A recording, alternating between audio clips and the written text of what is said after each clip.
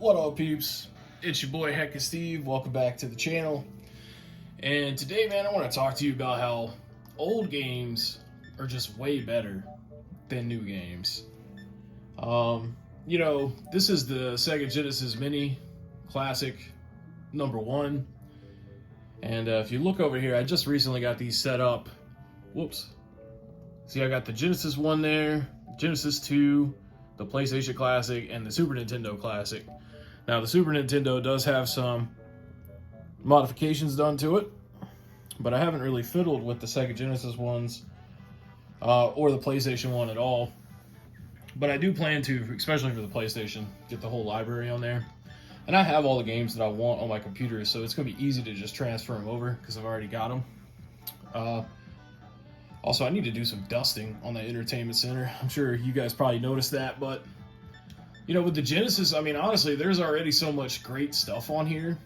And with Mini 1, you get 2 of the 3-button controllers. Now with the Genesis 2, you get the 6-button. You only get 1 of those. But I'm pretty sure it also works with the Mini 1. But yeah, between the Genesis 1 and the Genesis Mini 2, and then I have the Genesis Classics on the Switch, plus there's Genesis games on the Switch Online service. I don't even really need to mod the Genesis ones. I pretty much have everything. Well, I guess if I wanted to play some of the wrestling games, because I'm sure those aren't on, any of those services. Matter of fact, I'm pretty sure they're not, because I've looked. But man, like Super Nintendo Classic is great. I still need to get myself a Nintendo Classic. But the game selection they gave you on these Genesis minis, they kick so much ass. And the thing about old school games like this, man, is like you put the cart in, you see a couple of things on screen, like before the game starts, and then you're like in the game. And yeah, like they try to tell some stories within their, technological limitations. And a lot of games back then were, successful in doing that kind of thing. But there's no updates, there's no patches, there's no battle pass. You know what I'm saying? It's just like, let's freaking play the game. And then that's exactly what we're doing right now. We're playing Streets of Rage 2. Oh, man. And, you had a lot of beat-em-ups during this era of gaming because they were simple, And there's nothing wrong with simple. And I understand, there's a lot of games these days that are really good, but they get criticized because of their graphics. The graphics aren't good enough. People have, I guess, they have different expectations for modern video games, but what comes along with that is there's just, so much crap with modern gaming. Like, the console has to be online for you to be able to do stuff. Verify that you own games. All this DRM and copyright protection stuff, and they had their protections back then too, but I mean, as long as you have electricity and a Sega Genesis and the cartridge, I mean, you're good to go, man. And we're talking like hours and hours of entertainment. Now, don't get me wrong, I mean, we have some of the most amazing gaming experiences with modern consoles, but I mean, there's all this there's pros and there's cons, you know what I mean? And sometimes those cons, they outweigh the pros. So you just be sitting there like, man, I don't even really fucking care. Now, I will say that, when it comes to retro gaming and stuff, it is more expensive than modern gaming, or at least it can be, but anything can be more expensive depending on how, passionate you're trying to get with something. But, I mean, if you're able to get your hands on some of these mini classics, I mean, that's a really good start to a legal way of enjoying some of these games of yesteryear. And getting nostalgia, because I'm sure, the majority of people that watch my channel are between, the ages of 25 and 40. Seems to be, my primary demographic. Which is totally cool because those are my people. You know what I'm saying? So yeah, I mean, a lot of people would get nostalgic for this stuff, but also when it comes to modern gaming, the Nintendo Switch, in my household, I play new Nintendo Switch games, but the Switch in my house is basically like, I call it the throwback machine, because like there's so many like collections and classics that have been ported to it. Like you can buy Neo Geo games a la carte for like $7.99 a piece, or even less if you catch them on sale, which they do go on sale, fairly often. But I mean, that's sick. You know what I mean? Like,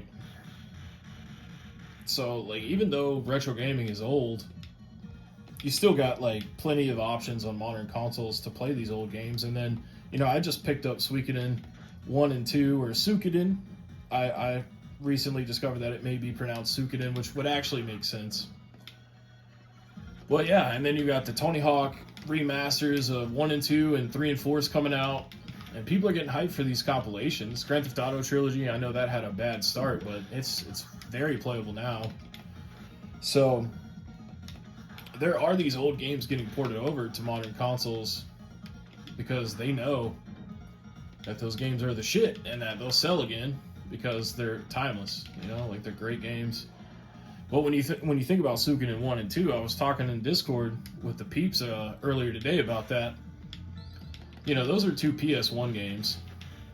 So, like, if you buy the collection, it's $49.99 brand new, right? If you were to go and buy Suikoden 1, it's like a $50 game on the secondhand market. And then you got to have a PS1 or at least a PS2 or a PS3 to play the PS1 game. Honestly, the best bet would probably be the PS3 because it can hook up to an HDMI natively. But then Suikoden 2 is like a $213 game complete right now. So, I mean, just to get those 2 games the original way, you're talking $270, $280, something around there. And that sucks. So, I love it that we're getting all these like ports and collections on modern systems. But when it comes to the modern gaming experience, it seems that multiplayer is more of a priority than it used to be. Back in the heyday, like when this game came out, it was more focused on let's make some good ass games. And then these had like co-op in them as well, but you didn't have internet connection requirements or anything like that. And developers had to actually make the game fucking great out of the box because more than likely it was going to be impossible for you to have a fix later on unless like there was some bugs that got by playtesting and put out at retail, but then like they do like their second batch of manufacturing and then they fixed it. You do run into that, especially like I know like No Mercy on the 64 had a save data issue on its first cartridge, so most people want to look for that second model because it fixed that and made the game to where you could save it. But honestly, I never had save issues, so I guess it wasn't every copy of the game, but like there's no way to tell unless you like physically try to do it. Look at this guy. That's a big boy. What's his name? Barbin? I'd be pissed if my name was Barbin too. But nah, man, these games right here are so fun, and sometimes it's just great to like do this over hopping in a voice chat with your boys and playing some Call of Duty. And Call of Duty is so fucked up right nowadays, or like right now and nowadays in general. And it's honestly, it's Fortnite's fault when you think about it. I know y'all heard that. That was my cat opening the door. That wasn't me farting, I swear to God. I already have a save file for this game.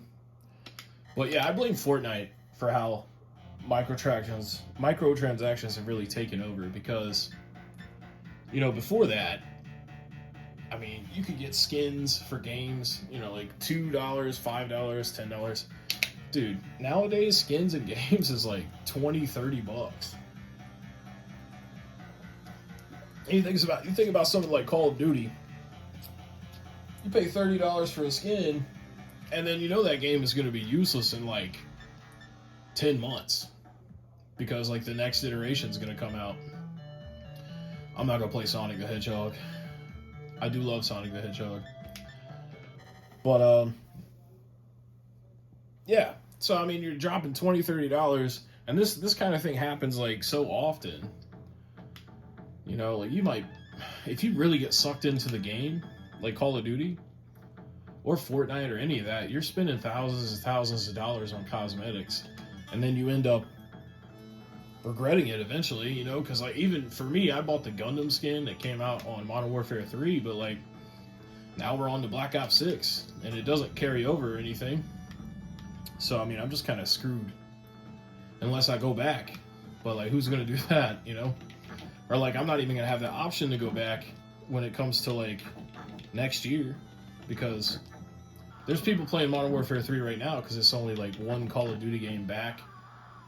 But I mean, that's not gonna be the case, you know, after the next Call of Duty comes out this holiday. I don't know why. I mean, Golden Axe is a great game, but like, dude, I am not that good at Golden Axe. Oh. I whipped that ass, though. And then, like, think about the fact that, you know, like, you have the microtransactions with modern games and all the patches and the updates. Why do they always seem to do server maintenance and updates in the evening time?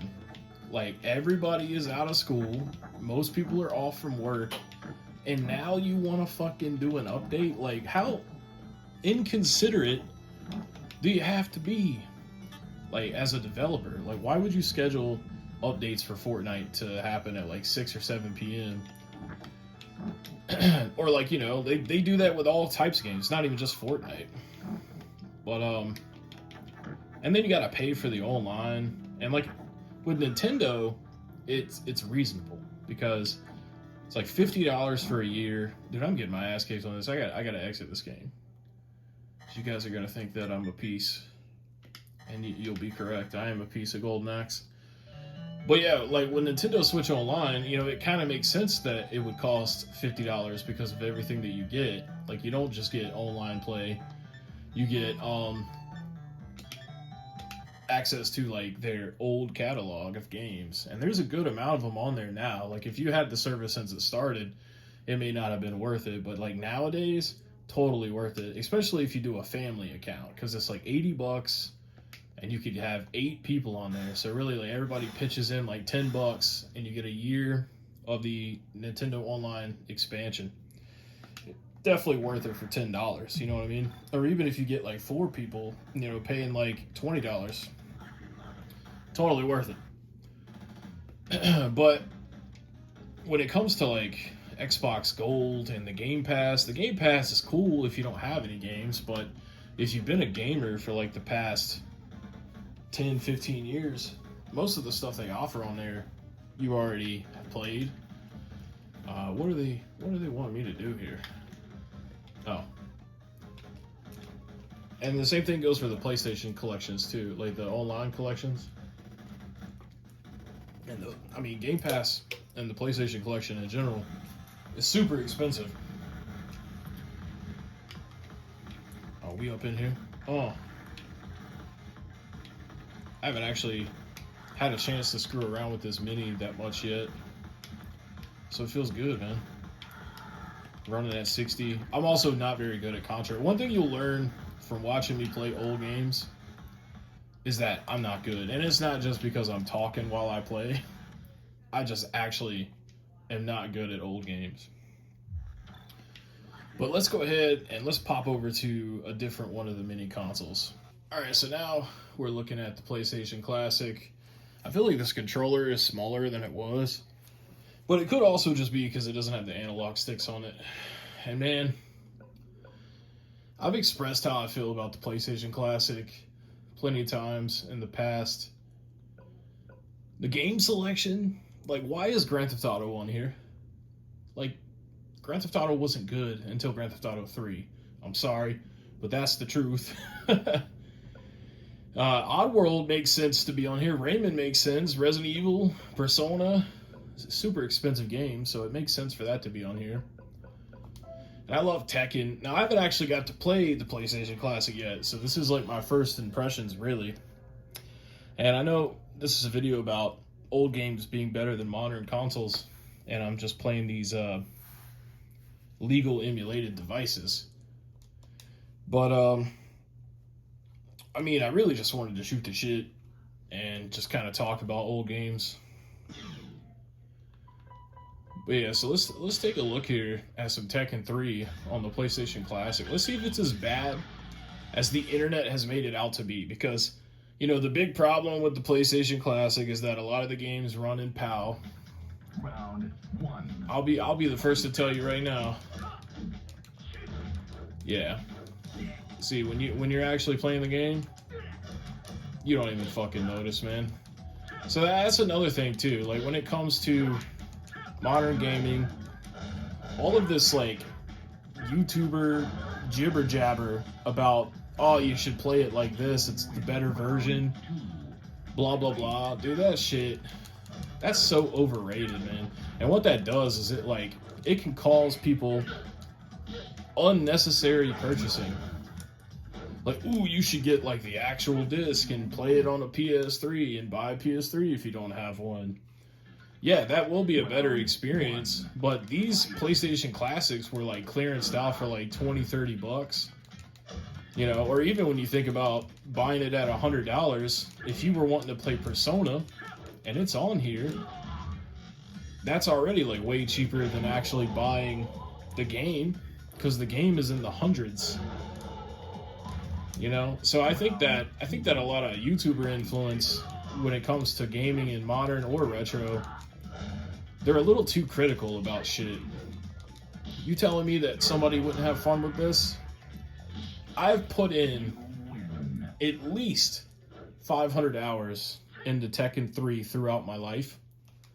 And sitting here right now playing this, it's supposed to be at 50 hertz because it's like the PAL copy of the game.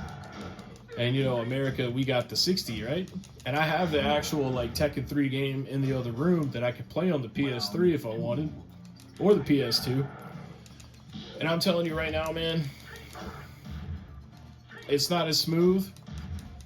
But it's like, if it was on a scale of 1 to 100, whereas, like, Tekken 3 on the actual disc was 100 grade, this is like a 95. It's, like, not that much worse.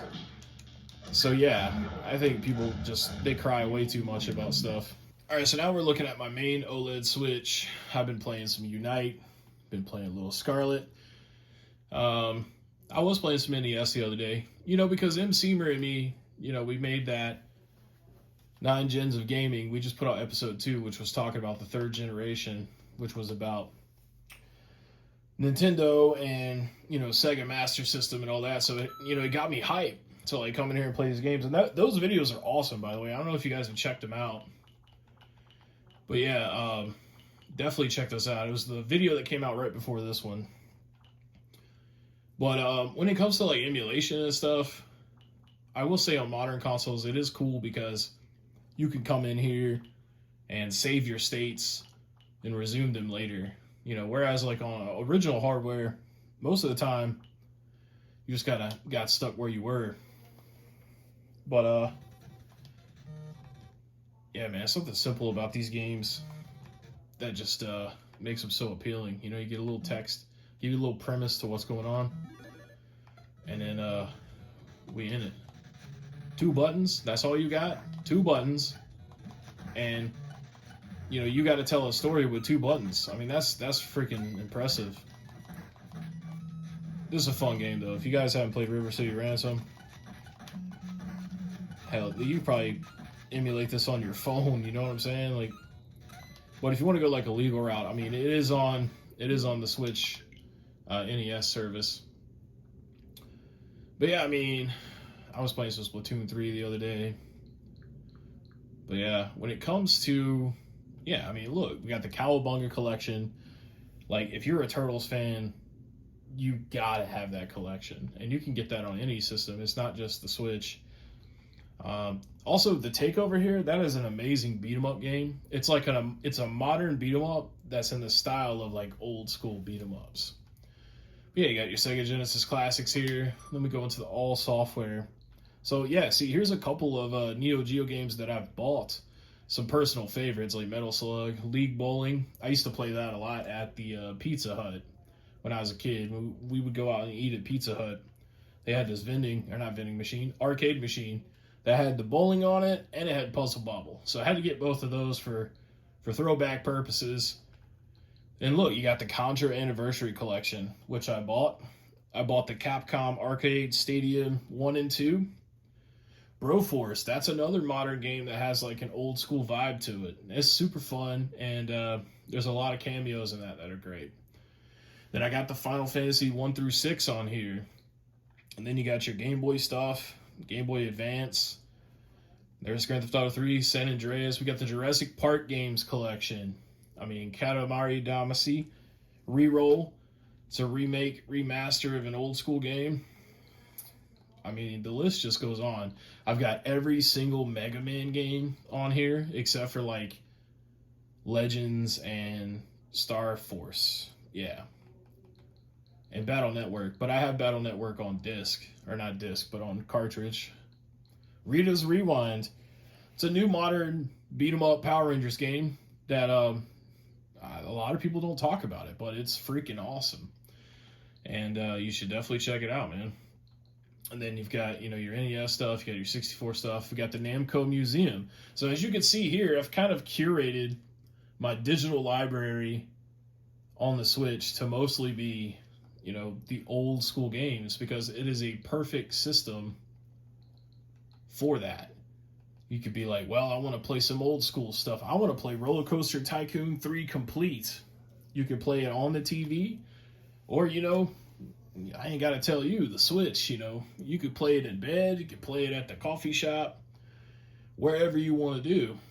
Yeah, look, so we got the Sega Genesis offerings from the Switch service, and then I also bought the Genesis Classics, which I've had for a while, and it looks like it's not downloaded, but definitely check out a video on that, because the way that they laid it out is really cool.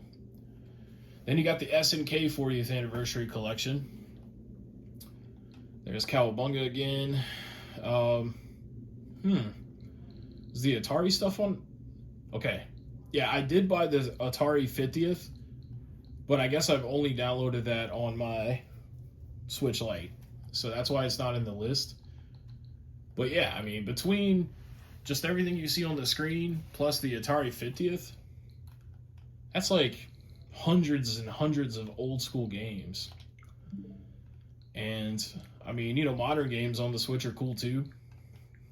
Don't get me wrong, I love Splatoon 3, I love Scarlet, I love Mario Tennis, Donkey Kong, I mean, that's a Wii game, but all those games are sweet. But yeah, guys, I think, this is kind of like a rant video at this point. I appreciate you guys for watching, but I think I just wanted to get that out there, man. I just want to let everybody know, if you did want to play some retro games and you didn't want to buy old school consoles and TVs and hookups, I mean, the Nintendo Switch has so many options, to just hit that up, you know what I'm saying? At the very least, and the most convenient, and I wouldn't necessarily say the cheapest. I mean, it probably would be cheaper to do this, compared to what you get versus doing it the old way.